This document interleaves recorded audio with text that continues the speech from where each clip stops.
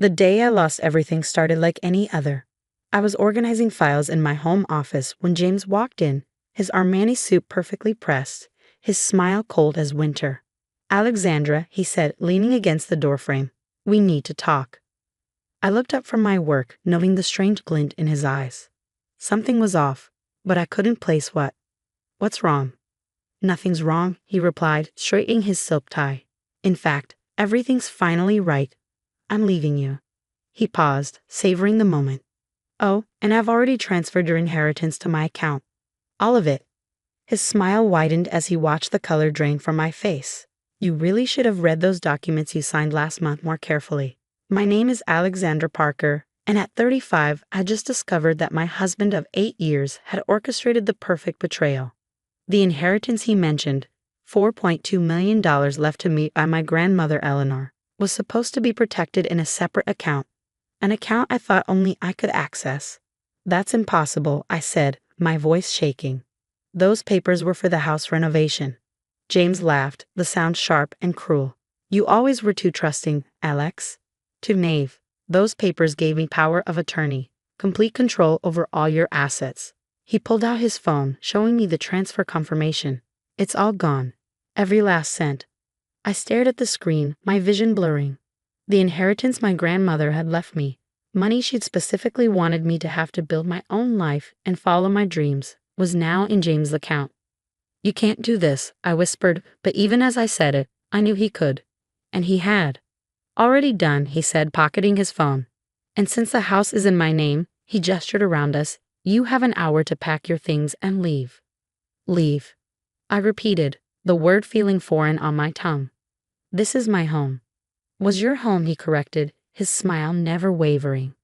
"Consider this a valuable life lesson. Never trust anyone completely, especially not someone as ambitious as me." As he turned to leave, he paused in the doorway. "Oh, and don't bother calling your lawyer friend at CLA. I've already spoken to the firm's partners. They won't be taking any cases against me." I sat there, frozen as he walked away, the sound of his expensive shoes echoing down the hallway, seeming to match the pounding of my heart. But what James didn't know, what he couldn't know, was that I wasn't as naive as he thought. For the past 6 months, I'd been preparing for exactly this moment. It had started with small things, a missed call here, a strange text there. James had always been careful, but lately he'd gotten sloppy. I'd noticed the late-night phone calls, the mysterious meetings, the way he'd started asking me to sign documents without really explaining them. 3 months ago, I'd hired a private investigator, not through CLA's firm. I'd found Kate Reynolds through a friend of a friend. She was discreet, thorough, and most importantly, had no connections to James's world of high-powered lawyers and corporate deals. I pulled out my phone and sent a quick text to Kate. "It's happening, just like we thought it would." Her response was immediate. "Everything's in place. You know what to do." I took a deep breath and began gathering my things. Not everything, just what I carefully planned to take. The rest was already safely stored in a place James knew nothing about.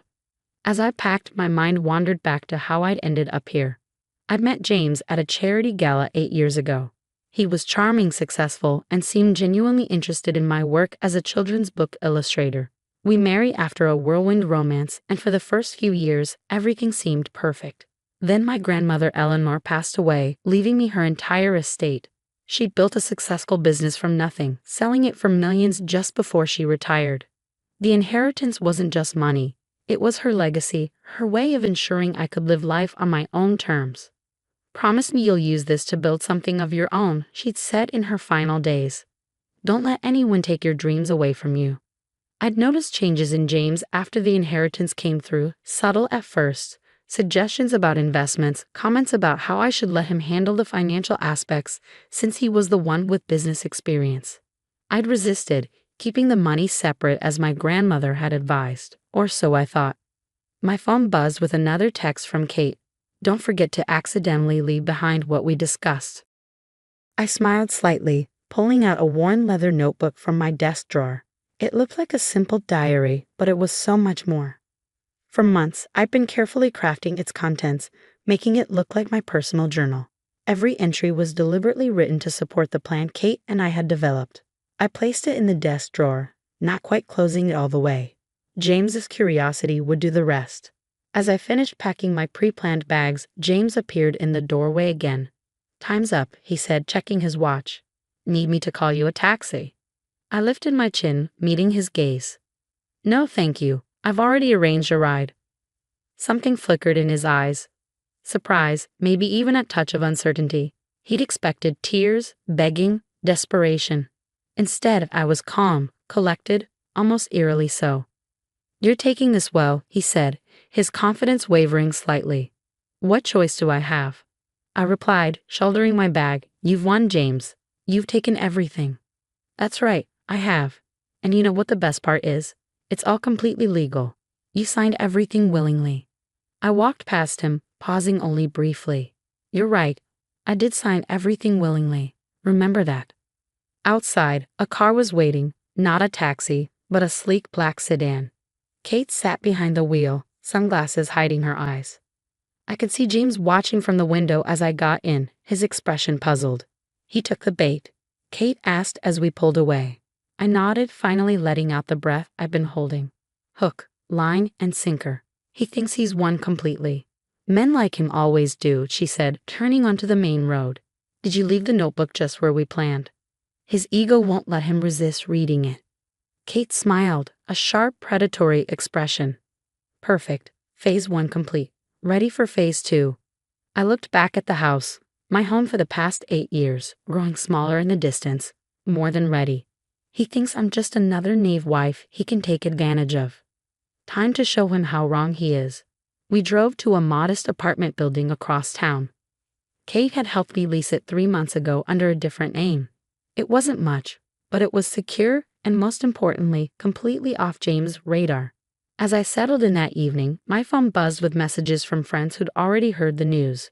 James had wasted no time spreading his version of events. Poor, naive Alexandra, who'd mismanaged her inheritance so badly that he'd had to step in and take control. I let them believe it, let them think I was the victim, hiding away in shame. It would make what came next all the more satisfying. Opening my laptop, I pulled up a folder labeled Insurance. Inside were hundreds of files, emails I'd recovered, financial records I carefully documented, conversations I'd recorded. But the real prize was a series of photos Kate had taken over the past 3 months. James wasn't just a thief, he was careless. He'd been conducting business deals under the table, using my inheritance as leverage for insider trading. Every meeting, every handshake, every suspicious transaction had been documented. My phone buzzed again, this time a text from my other secret ally, Michael Jean, a forensic accountant I hired on Kate's recommendation. "Your husband just made his first mistake. He's moving the money exactly like we predicted. Everything's being recorded." I smiled, thinking about the carefully crafted trail we'd created. James was smart, but he was also predictable. His arrogance made him think he was untouchable. "Good," I replied to Michael. "Keep tracking everything and remember, he can't know you're involved." Setting my phone aside, I walked to the window of my new apartment. The view wasn't much, just a quiet street lined with small businesses, but it represented something important, a fresh start. James thought he'd taken everything from me, but he'd actually given me something invaluable. Freedom from pretense. I no longer had to play the role of the trusting wife.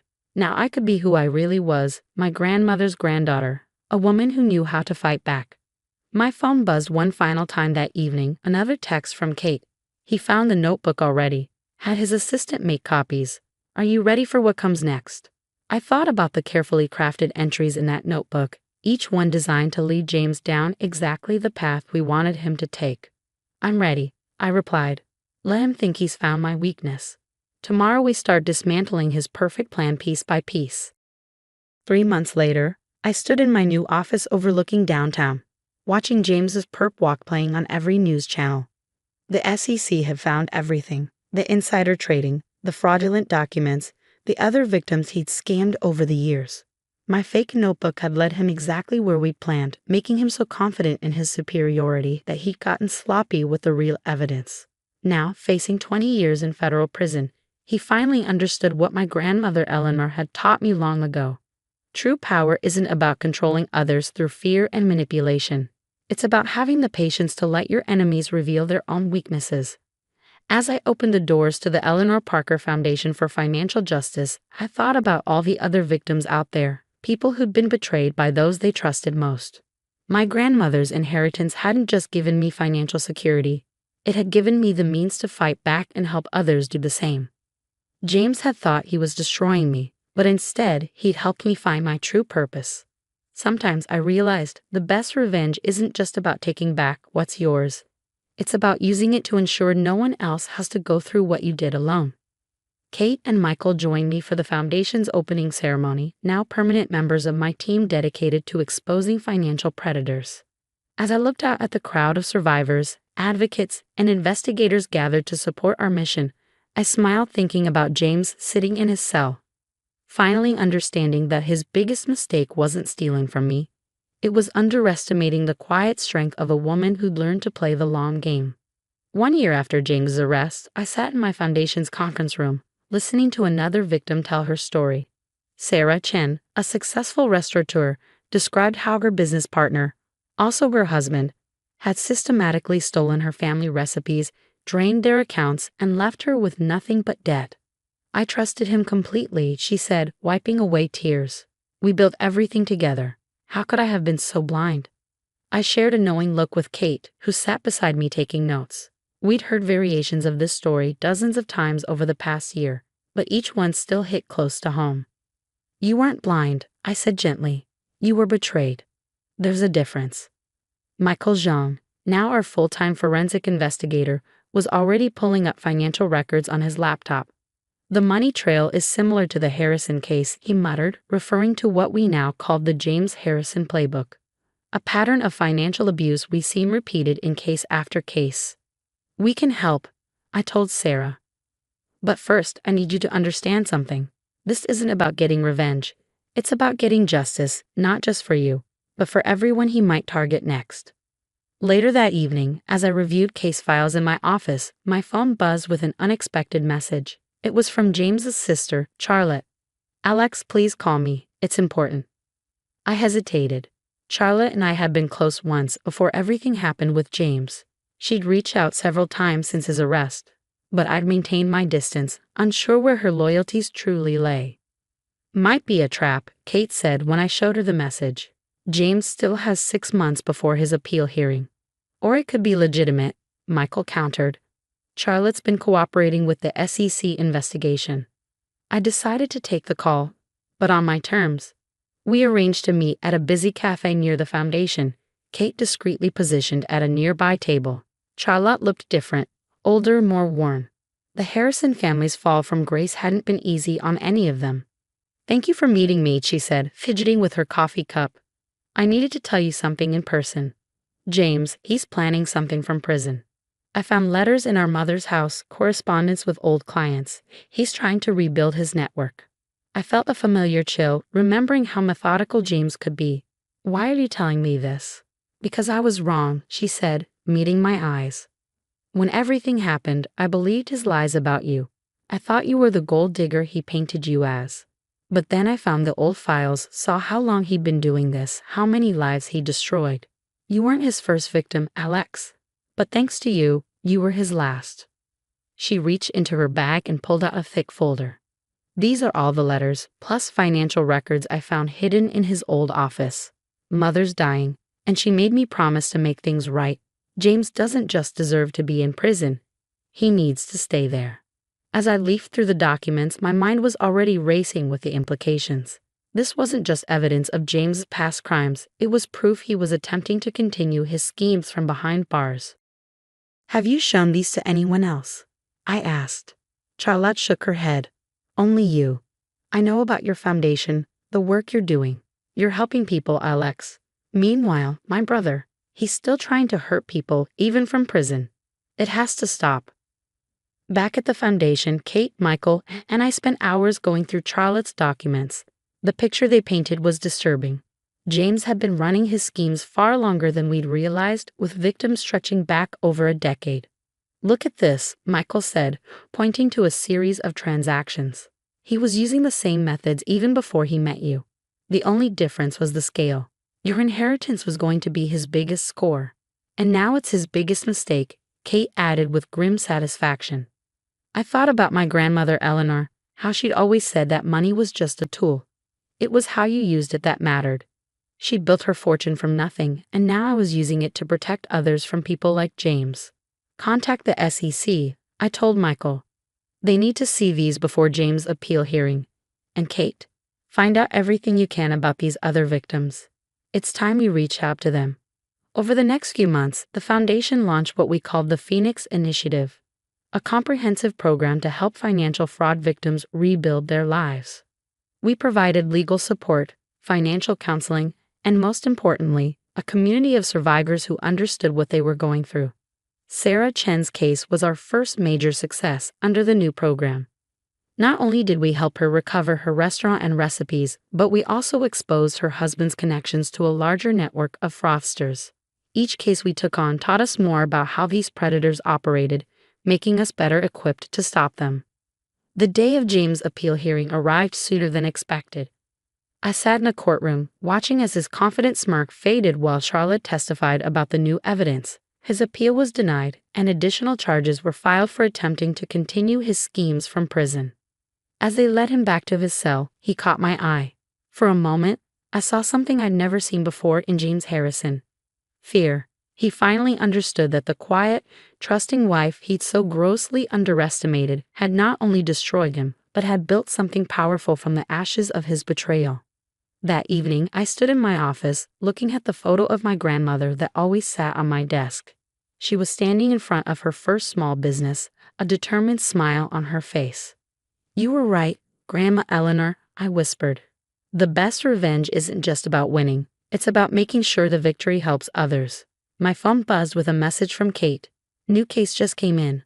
Another James Harrison type. You ready?" I smiled, thinking about all the lives we'd already changed and all the predators we'd yet to expose. "Always ready," I replied. "Let's get to work." The Eleanor Parker Foundation had become more than just my redemption story. It was a beacon of hope for others who'd been betrayed, a testament to the fact that sometimes the worst moments in our lives can lead us to our true purpose. James had tried to destroy me with my inheritance, but instead, he'd helped me find my calling. Every case we took, every victim we helped, every predator we exposed was proof that the best revenge isn't just about getting even. It's about making sure that what happened to you becomes the reason someone else's story has a different ending.